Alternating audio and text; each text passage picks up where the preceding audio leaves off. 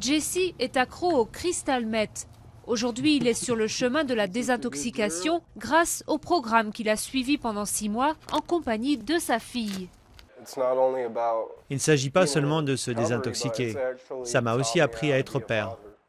L'État de l'Oregon est dévasté par l'épidémie de méthamphétamine, une drogue conçue à partir de produits chimiques ménagers. Il a lancé un programme pilote réservé aux parents toxicomanes. Quand ils enfreignent la loi, ils doivent choisir aller en prison et perdre la garde de leurs enfants ou bien suivre un traitement et les garder. Ils ne risquent pas d'être punis, ça, ils l'ont déjà été toute leur vie. Le risque pour eux, c'est de perdre leurs enfants et ceux qu'ils aiment. Garder leur enfant et être une bonne mère ou un bon père, ça, c'est un élément extrêmement motivant.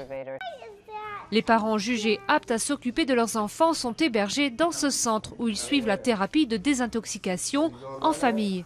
Une mesure efficace, 97% des participants vont jusqu'au bout du traitement.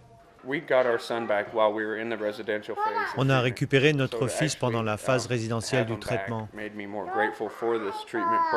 Avoir pu le retrouver, c'est ce qui m'a fait vraiment apprécier ce programme. L'avoir avec moi chaque jour est pour moi un rappel constant de ce pourquoi je dois être reconnaissant.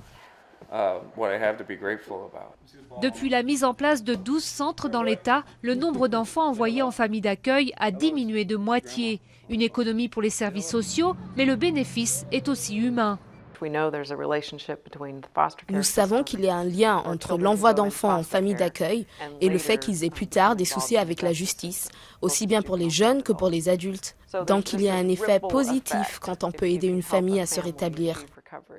Aujourd'hui, les centres n'ont la capacité d'héberger que 85 enfants de parents toxicomanes, des moyens qui restent donc modestes à l'échelle de l'Oregon, qui compte aujourd'hui 300 000 drogués.